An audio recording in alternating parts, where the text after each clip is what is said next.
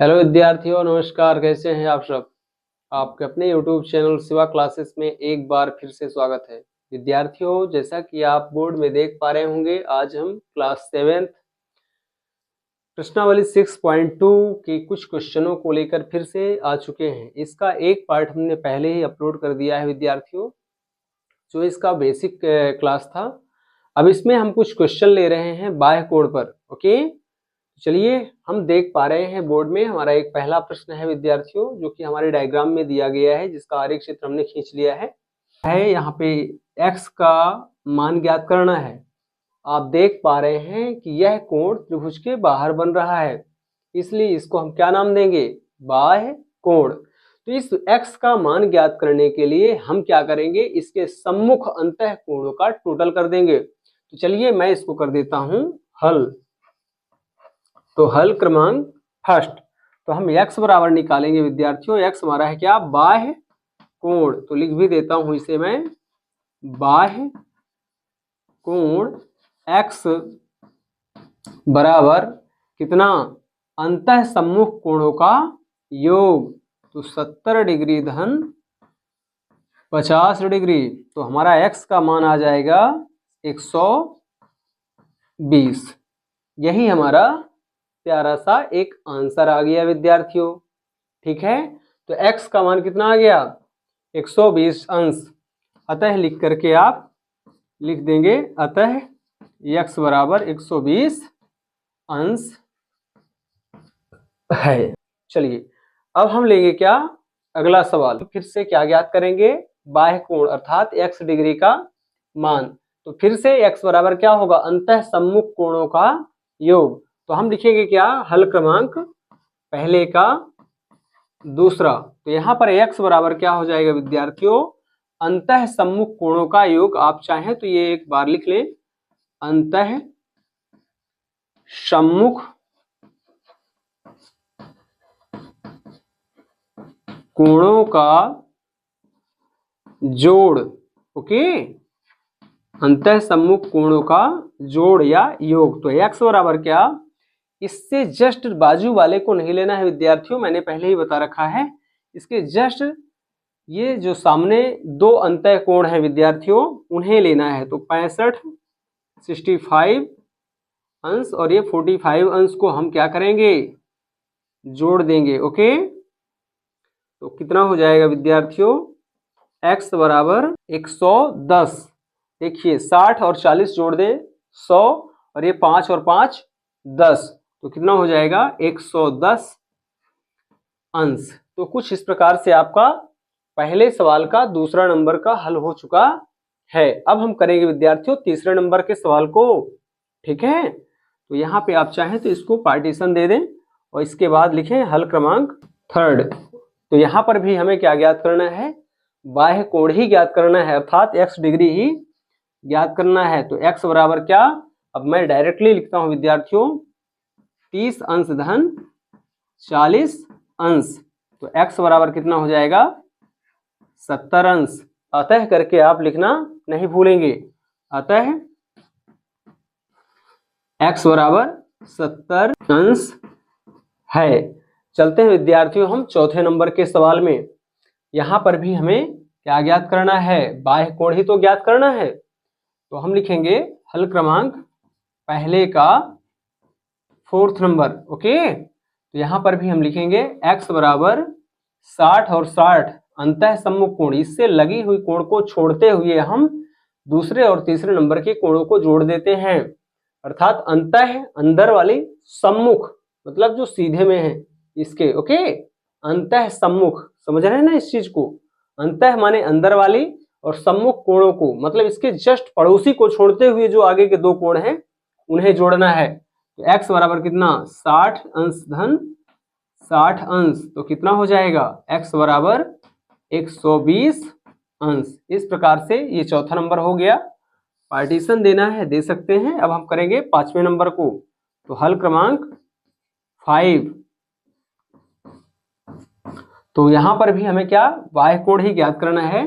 तो x बराबर कितना? 50 धन 50 अंतः सम्मुख। इसके जस्ट बाजू वाले को छोड़ते हुए अंदर के दोनों कोणों को जोड़ना है। तो 50 अंश धन 50 अंश, तो x बराबर कितना हो जाएगा 100 अंश। फिर हम यहां से अगले नंबर पे चले, हल क्रमांक 6। इस प्रकार से तो यहां पर भी हमें x ज्ञात करना है, तो x बराबर, इसको छोड़ते हुए अंदर वाले को जस्ट दो सम्मुख कोणों को जोड़ें, तो x बराबर कितना 30 धन 60 अंश, तो x बराबर कितना हो जाएगा विद्यार्थियों 90 अंश। तो इस प्रकार से हमने पल भर में 5 से 6 क्वेश्चन को हल कर लिया है। इसका नियम क्या है कि बाह्य कोण बराबर अंतः सम्मुख कोणों का योगफल। विद्यार्थियों अब हम करने वाले हैं इसका अगला सवाल। ओके, प्रश्न नंबर 2, निम्न आकृतियों में अज्ञात अंतः कोण x का मान ज्ञात कीजिए। अभी हम क्या कर रहे थे, हमें बाह्य कोण ज्ञात करने को बोला गया था। अब इस सवाल में विद्यार्थियों हमसे अंतः कोण पूछ लिया, जबकि हर सवाल में हर आकृति में बाह्य कोण दिया है। ओके, और अंतः कोण में से दो में से एक अंतः कोण भी दिया है विद्यार्थियों, और एक अंतः कोण आपको ज्ञात करना है। ठीक है, नियम आपका वही है, सूत्र वही है, और आपको सिर्फ थोड़ी सी काम करना है, पक्षांतरण करना है। ठीक है, पक्षांतरण विधि से आप इन सवालों को हल कर लेंगे। चलिए हम करते हैं यहाँ पे पहले सवाल को हल। तो हल क्रमांक दूसरे का पहला, यहाँ पे फिर से देखें हम जरा, बाह्य कोण 115 और अंतः सम्मुख कोण 50 धन x, मतलब x और 50 दिया हुआ है। तो लिख लें इसको। तो हम नियम क्या लगाएंगे विद्यार्थियों, वही बाह्य कोण बराबर अंतः सम्मुख कोणों का योग। तो हम लिखेंगे क्या यहां, बाह्य कोण बराबर अंतः सम्मुख कोणों का योग। तो हमारा बाह्य कोण कितना है विद्यार्थियों 115, लिख लें इसको, बाह्य कोण के स्थान पर 115 लिख लें, बराबर अंतः सम्मुख कोण, तो अंतः सम्मुख कोण क्या है x और 50 है, तो लिखेंगे x, और दूसरा बाह्य कोण, दूसरा अंतः कोण है 50, तो इसको जोड़ के लिख देंगे इस तरह से। तो क्या आ गया 115 बराबर x धन 50। ठीक है, अब हम चाहें तो क्या कर सकते हैं, यहाँ पर इस 50 का पक्षांतरण करा दें, तो ये प्लस से इधर आएगा तो माइनस में आ जाएगा। तो ठीक है, हम यहाँ पे लिखेंगे क्या 115, ये प्लस में है तो माइनस में, तो -50, और बराबर का क्या x आ जाएगा। अब इसको हम घटाएंगे विद्यार्थियों, तो कितना हो जाएगा 65, कितना 65, कैसे 5 से 0 निकाला तो 5 ही आएगा, फिर ये 11 में 5 घट गया तो कितना 6, बड़ी संख्या का चिन्ह प्लस है तो प्लस में, तो 65 बराबर x, ये आ रहा है, या करके आप इसे लिख लेंगे x बराबर 65। ठीक है, इसे आप इसी सूत्र को बदल करके भी लिख सकते हैं। आप पहले लिख लें क्या, अंतः सम्मुख कोणों का योग बराबर बाह्य कोण, तो आपको ये वाला मतलब ये लिखने की जरूरत नहीं पड़ेगी, एक स्टेप आपका क्या हो जाएगा, कम हो जाएगा। चलिए हम अगले सवाल में, ये जो दूसरा नंबर है विद्यार्थियों, उसमें हम इस सूत्र को इधर लिखेंगे और बाह्य कोण को उधर लिख करके हल करा देंगे। जल्दी से आप इसका एक स्क्रीनशॉट ले लें विद्यार्थियों, क्योंकि मुझे यहाँ पे इसको इरेज करना पड़ेगा। ठीक है, और जो इसमें कम समझ में आया होगा विद्यार्थियों, आप अगले उदाहरण में, आपके पास 5 उदाहरण है, वहां से समझ लीजिए। अब हम करेंगे विद्यार्थियों दूसरे नंबर का सवाल, दूसरे का दूसरा हल लिख रहे हैं, दूसरे का दूसरा। तो यहाँ पे क्या हो जाएगा, बाह्य कोण बराबर अंतः सम्मुख कोणों का योग। ठीक है, तो हम इस प्रकार से लिख लेंगे, अब अंतः सम्मुख कोणों का योग बराबर बाह्य कोण, तो इन दोनों को जोड़ करके बराबर कर दें तो हमें 100 मिल जाएगा। तो लिख लें x धन 70 बराबर का 100।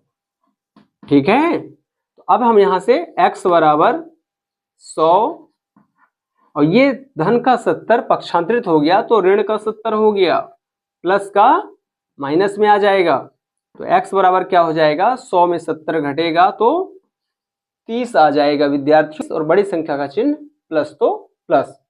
ठीक है, इस प्रकार से आपका अंतः कोण आ चुका है x कितना, ये वाला है कितना 30 अंश।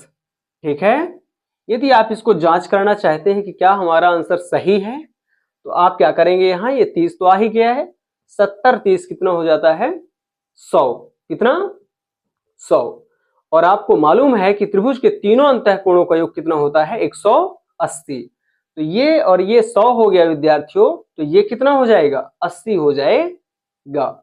तो आपने देखा कि जब ये 80 होगा तो ये 80 और ये 100, आप जानते हैं कि रेखा के एक ओर बने कोण का मान कितना होता है 180, तो ये 100 और ये 80, अर्थात हमारा आंसर क्या है 30 सही है। चलिए, आप छोटे क्लास में है, यदि 7th क्लास में है, आपको ये बात समझ नहीं आ रही है, कोई दिक्कत नहीं, आपको सीधा सीधा क्या करना है, अंदर वाले कोणों को जोड़ करके और बराबर 100 लिख देना है। ठीक है, और इस 70 का पक्षांतरण करके 100 में से इसको घटा लेंगे तो आपका आंसर आ जाएगा। ठीक है, अब हम चलते हैं विद्यार्थियों तीसरे नंबर के सवाल में। तो यहाँ पे हमारा क्या हो जाएगा, अंदर वाला कोण क्या है ये x, और ये यहाँ पे आपको ध्यान देना होगा विद्यार्थियों 90 डिग्री अर्थात 90 डिग्री का सिंबल है ये। इस जगह पर कितने डिग्री का कोण बन रहा है 90 डिग्री का। ठीक है, चूंकि दो लंबवत रेखाएं एक स्थान पर मिल रही हैं, तो ये 90 डिग्री का कोण है और ये कितना है x डिग्री। तो x और 90 को जोड़ दें तो 125 के बराबर हो जाएगा। तो x धन कितना 90 डिग्री अंतः सम्मुख कोण बराबर कितना बहिष्कोण अर्थात बाह्य कोण। तो बाह्य कोण हमारा कितना 125। अब इसको हम क्या करेंगे, x बराबर ये प्लस का 90 माइनस हो जाएगा, अर्थात बराबर के जैसे ही हम इसको राइट साइड ले जाएंगे, दाहिने साइड रखेंगे विद्यार्थियों, तो ये घट जाएगा। तो 125 और ये माइनस का 90, तो कितना आ जाएगा, घटा लें 35 आएगा, कितना 35।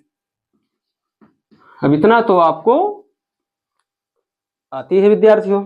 चलिए, तो हमारा अंतः कोण कितना आ गया 35, तो आप लिख लें अतः अंतः कोण x बराबर 35। ओके, इस तरह से आप इसको लिख लेंगे। चलिए, हम करते हैं चौथे नंबर को सॉल्व। तो यहां पर भी x धन 60 अंतः सम्मुख कोणों का योग, तो x धन 60 बराबर कितना 120 बाह्य कोण, तो x बराबर क्या हो जाएगा 120 और ये 60 पक्षांतरित हुआ, बराबर के इधर ले जाना या इधर से राशियों को इधर लाना, यही तो पक्षांतरण है। पक्ष परिवर्तन, साइड बदल देना विद्यार्थियों। ओके, तो ये धन का 60 इधर गया तो ऋण का 60 हो गया। अब प्लस माइनस माइनस, तो 120 में 60 घटा देंगे तो कितना हो जाएगा, सबको पता है 60 हो जाएगा, और बड़ी संख्या का चिन्ह प्लस तो प्लस, अतः अंतः कोण कितना आ गया 60 अंश। चलिए, अब हम करते हैं पांचवें नंबर को।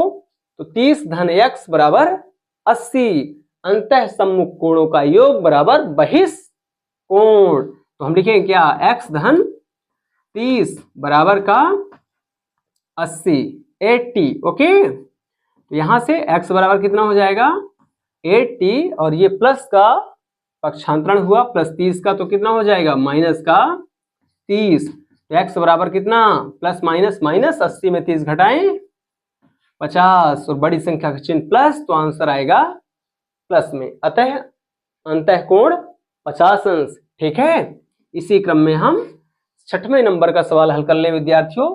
तो फिर से देखें, ये बाहर बना है तो बाहर कोण है, बहिष्कोण है, और बहिष्कोण बराबर अंतः सम्मुख कोणों का योग। तो लिख लें x धन 35 बराबर कितना 75। ओके, अब हम क्या करेंगे, पक्षांतरण कर लें। तो x बराबर 75 और ये प्लस का ये हो गया माइनस।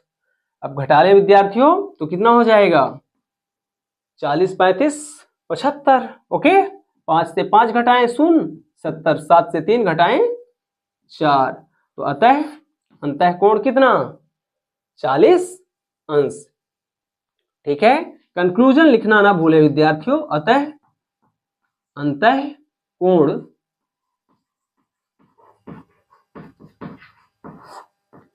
x बराबर 40 अंश है। ओके, ये आपको करना है। तो आपने क्या देखा, एक बार आपने बहिष कोण निकालना सीखा पहले सवाल पे, और दूसरे सवाल पे अंतः कोण निकालना सीख लिया विद्यार्थियों।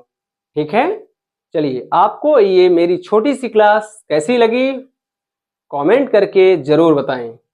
और यदि आप मेरे चैनल पर नए आए हैं तो मेरे चैनल को लाइक, शेयर और सब्सक्राइब करें विद्यार्थियों, और अपने सभी साथियों तक इसे साझा करें। Thank you.